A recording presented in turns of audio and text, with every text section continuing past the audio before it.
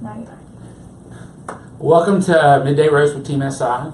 I'm Landy Bird, and Midday Roast is just a chance for us here at Team SI to share some of our conversations around the office, around media and advertising and technology with our friends on Facebook and people on our podcast and YouTube and everywhere else. So today I have with me Jessica Duff. Jessica is a senior account executive here with Team SI, and you've been here, what, 3 years? 3.5. 3.5 years. Almost, Yeah. And Lauren Faribault. Lauren, how long have you been here? Almost 3. Lauren's a senior account executive too. So two senior account executives who've had a great experience here working with some of our clients, being the strategist for our clients. And today we're talking about Omni-Channel Marketing. So we're going to get into the details of exactly what that is in a second. But first, I'm going to go ahead and share this on my Facebook Live. And if you want to, y'all can go ahead and share it too. So everybody can have a chance to get more people in. And while we're sharing on Facebook Live, let me let you know if you have a question or a comment, please go ahead and drop it there in the comments, and Grace will shout it out to us, and we'll discuss whatever question or comment you have on what we're talking about. All right, I've got mine shared. Lauren, you got yours? I'm working on it. She's working on it. Jessica's taking care of hers. Okay. All right, so omni-channel marketing. We'll start out with that. That's a really big word. What does it mean specifically to you? Because I think omni-channel probably mean different things. What does it mean to you, Jessica? I think omni is just the fancy word for saying multi-channel, and it's like the buzzword that people in marketing will use. You'll hear more and more of them use that terminology now. But basically, having your marketing message, whatever that may be, is going to be delivered on multiple platforms. So you may be thinking desktop, and you're going to do search ad, and for mobile you're thinking of social media and doing an Instagram ad, and then if you want to tie in the traditional side, you're talking about running your commercial as well. So multiple platforms delivering a message. Cool, definitely. Now, does it have the same similar meaning to you? Yeah, definitely. I mean, I think it's just continuing that same messaging, that same look and feel across all platforms. And that way they're just constantly being reminded of your brand, whether they're on their phone looking at Instagram or outside driving and they're looking at a billboard. Yeah, and I really try to think of omni-channel marketing in terms of the marketing funnel too. Mm-hmm. And bringing your visitors from awareness to consideration to actually conversion and making a purchase or interacting with you. So driving them down the funnel, and what different tactics do we use, the channels that look the same in the creative as we work down the funnel to move them. And really measurement too. When we talk about different channels, how are we measuring the different channels? How do we know and to what ends? You know, not that we're just measuring a channel and its individual performance, like how many impressions an ad received, how many clicks an ad received, but how is this specific channel, this tactic, contributing to the bottom line for the client, the goal for the campaign? If the campaign is, you know, to sell more directly online, like an e-commerce campaign, or is it to have more leads and people fill out a form, or to gain knowledge and watch a specific video? There's lots of different goals for a campaign, but how is each channel contributing to the end goal for the campaign overall? Mm-hmm. Cool. So when we're talking about omni-channel marketing, how do we organize the different channels and decide what to use? I think your first step is to sit down, if you are the business owner, or in our case, sitting down with our clients and finding out, like you mentioned, what's your ultimate goal. And then from there, you're able to look at the channels that are going to help you get to that ultimate goal. So you basically have to map it out. The funnel that we like to use here, where we map out, okay, in the consideration funnel, or awareness at the very beginning, how are we going to deliver that message, and what's the goal that we want to get out of that, and then how does each one intersect. You know, we may be all about digital and everything, but sometimes putting pen to paper and just like mapping these things out help you figure out what your ultimate goals are going to be. Yeah, and I think that's an important point. I mean, you said we're all about digital, but sometimes digital is not the best tactic that we need. I mean, we may need a public relations campaign to bring awareness, and that may be the most cost-effective way, or a special event, or I mean, frankly, outdoor board or something like that. That's going to be the best awareness. It just depends on what the end goal is and how we want to bring awareness and how we're going to move people down the funnel. So we're not necessarily digital advocates. We're advocates for the best tactic to reach the specific audience and where their eyeballs live to convey the message that we want them to have, right? Or you might say we're tradigital. Digital, yeah. Mhm. That's right above my head. Exactly. A blend of both. So how do we pick what channels we use to market on? A lot of that's going to depend on your audience and where they are. You know, you've got to go to where your audience is already there and put those messages in front of them. If they're an older crowd, you know, we're going to lean more heavy on Facebook, maybe on some more traditional things. You're going to make sure that we are using those PR efforts. If it's a younger crowd, then we're going to look more at Instagram. We're going to look at advertising on Snapchat. And it's going to be a lot more digital heavy campaign. So it's really going to depend on your audience and doing that research on where they're already living. Mm-hmm. So, and part of that is with the social media part of that campaign is deciding specifically when and where we're going to post for that campaign. So how do we, and we get this question all the time, Jessica, so how do we decide what medium to use and where to post and how often and Well, the biggest thing is you take advantage of the platform and the data that's already there. There's been studies that have already been performed that that we can use as a reference point that ages 18 to 34 are most active on Facebook and Instagram, and then we go to those actual platforms and you can go like into Facebook Insights, you can go into Instagram Insights, and you can see which days of the week and what times those audiences are most active. So then you can put your money where your mouth is, and you're focusing your time and effort there. If you see that Sunday afternoon is a very weak time, then don't schedule your post for that time. Take advantage of the data that's available by these platforms and what they offer you. Yeah, and it's really important to go back in and check. So you may have set up a plan, a campaign. But don't just leave it. Don't just leave it. Go back in a year or every month and see where it's changed. I know 3 years ago we would say evenings were dead on Facebook, but now evenings after the kids are in bed are like prime mommy Facebook time. That's that true. We see a lot of people. The highest Facebook usage of the day now is like after 8 p.m. After 8 p.m. Yeah, Yep. yeah. I think the other thing you do, specifically even talking about posts or channels, is you want to look at your tactic. You want to see how it connects back, but we also want to take a step back. So when we're talking specifically about posts, take a step back and look at your message mix. How often are you engaging with your audience, informing with your audience versus a specific request and ask for a sale. So you want to have a mix of that. But you also, if you're a larger organization, you have different pieces of the puzzle you're trying to represent for this specific audience, and you want to make sure the different pieces of that puzzle are all represented over the course of a week or a month, and that everyone's getting their fair share of voice, or what you think is the appropriate share of voice for that contribution to your mission. In the same way, when we talk about omni-channel with multiple tactics, we want to be able to step back and say, what percentage of the total budget are we spending on display ads versus search and also look at the different pieces of the funnel. How much are we spending on awareness? How much are we spending on consideration? How much are we spending on action? And look at the different pieces of the funnel that way to make sure that we have it balanced. You may have a huge search audience and a lot of people spending time searching for your product.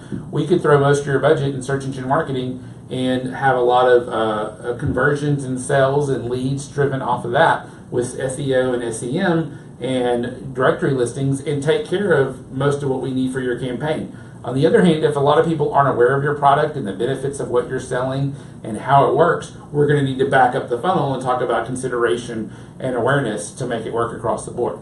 I think one thing, backtracking a little to the organization and tying that in, is you can have this all mapped out and planning, but that evaluation process, every month you go in and you see, okay, well maybe we thought people weren't aware, but it turns out they are, so let's go ahead and bump down to consideration, and how are we going to start serving it up? So being able to you may think you know your audience and have everything mapped out ready to go, but that evaluation stage, never just let it sit and run. I mean, go back into it. Yeah, and we're really big proponents of, trying something new. So I'd encourage people to reserve part of their budget to try something new and try, if you've never done sponsored content or, Google responsive ads, those are two great new formats that we could try out for your business and see how they work for you and in that context, and see what and if it does a great job when we spend a little bit of money, let's move a significant portion of your budget to take advantage of that. Finding those new markets and those new areas that there's not a lot of competition, that there's not a lot of people in, are something we really like to do because we really see a really fast pickup and really quick wins that way. Cool. So you talked a little bit about it before, Lauren, and making sure that you have the same look and feel across your campaigns from display to video to social. Will you really get into detail and tell us how to make that happen? Sure. Well, a lot of times we're thinking about just in terms of display, and we're thinking outdoor and digital creative display ads. You know, we're not thinking, oh, this is for outdoor and this is traditional and this is for digital. It's just display. So we really have to think about it in terms of that. So when we design, you know, one form of display, then we're going to adjust the different sizes and make sure. When it comes to video, we're thinking commercials and pre-roll video where it can live on both. So what segments, what types of video are going to perform well? You know, we're looking at those short videos that are going to catch interest really quickly. 6-second video now in some places. Yeah, that are going to catch attention really quickly. For social, you know, it's a little bit different, but we're going to make sure the image and the messaging is really going across whatever we're doing for print, and that we're using those same key phrases and copy points across all platforms. Exactly. If somebody sees your commercial on TV, you know, and they go to their phone to search more about you, you want the message that they find, whatever landing page they end up getting to, mimics what they just saw on TV. Yeah, and I think we also definitely want to make sure that we have, even in the search ad, the same phrases that were from the TV campaign, so when they make a search, they see that campaign and it's resonating, and it's like, oh yeah, this is it. Despite some other people maybe conquesting you, that they're going to recognize your ad and push through. So despite your competitors being in the way. So how do we balance that? How do we balance display and search and social and traditional? How do we decide that balance of all the mediums, Jessica? I think everything ties back into the goals and your audience, because it's definitely not something that you say, okay, we're going to do 30%, 30%, 30%, and expect everything to work well. If awareness is what you want to do, then you know you're going to spend more time with just getting that branding message out. Some, you know, you may spend some in very generic search terms that are talking about the basis of your product, but not really specific details of your product. And so you may spend like $2,000 of your $5,000 budget there, and then split the rest up with some other branding messages. It's just important to not just think everything is going to be cookie cutter. If you look at a pie chart with budgets for our clients, I mean, you may see pretty equal, if a client's a traditional client, pretty equal on your traditional and your digital spend, just because traditional elements are more expensive. But then if you take the digital component of what we have, nothing is even. I mean, they really are broken up. And so really, a lot of times for digital, we end up spending a significant more amount on creative, splitting it up to make sure we have a message that really talks to this specific audience for this medium than otherwise. And it it surprises me so much sometimes how much we go back, but it actually, doing that helps our overall return on investment, because our click-through rate and our conversion rate off those digital channels is a lot higher. Yes. Okay, so I'm going to ask both of you one more question. I'm going to make a statement, but I want you to have one more tip that you would give someone, like your first thing you would recommend for Omni-Channel. So before we get to that, though, I want to talk about tradigital a little bit more and how the concept flows through. So when we build awareness through tradigital, we actually see that awareness and catch it on the digital and social channels. So when we run a TV commercial, or we run a pre-roll video, even though that's an awareness, that's an impression medium, and that's how we measure how many people saw it, if we're hitting the right audience, you're going to see a jump in your Facebook interactions and your web interactions overall. And then we're able to convert them to an actual customer or client at that point. So that's the big picture, 30,000 foot view of tradigital. Now, Lauren, we'll start with you and make Jessica have to pick another one if you get hers. What's your first tip that you would tell a small business or a client when you're going in? What do you pay attention to? I think really the key thing is paying attention to your audience and looking at them, where they are, where they're living. And I think you really have to, it's that monitor and adjust. You know, if you see 1 month that SEM is really pulling people into that funnel and making sure that they're converting and that they are becoming customers of your business, then it's adjusting that budget the next month accordingly. Cool. If you see that display is doing the same thing and they're going to your website and they're spending 2 minutes and they're looking around, then let's adjust the budget that. I think the really key to omni-channel marketing is doing those little adjustments month to month after you've had a campaign running. Cool.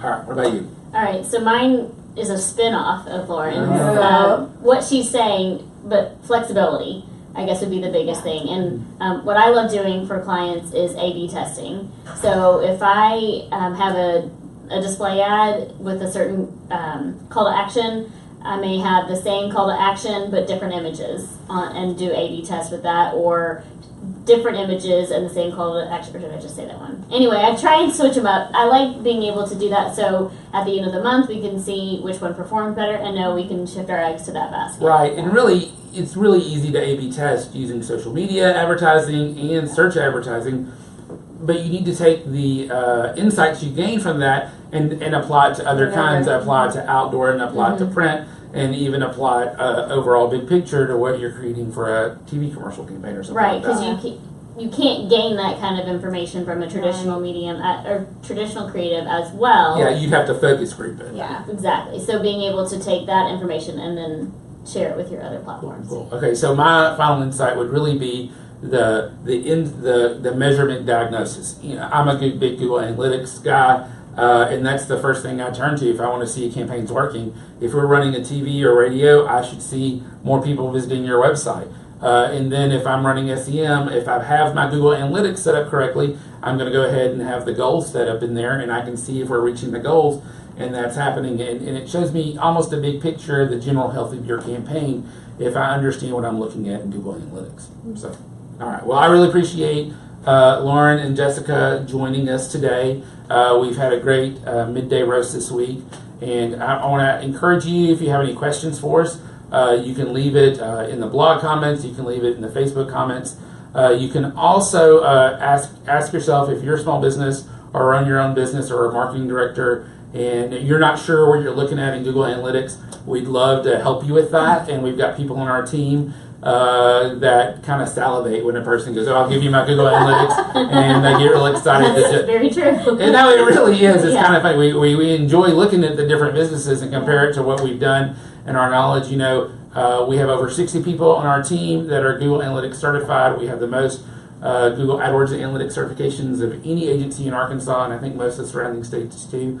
So that's the tool we like to turn to, and we'd love to help you with that. So you can connect with us on social media, on Facebook, on Twitter, or Instagram at WeAreTeamSI, or visit our website, teamsi.com. So thanks for joining us today, and we'll talk to you next week.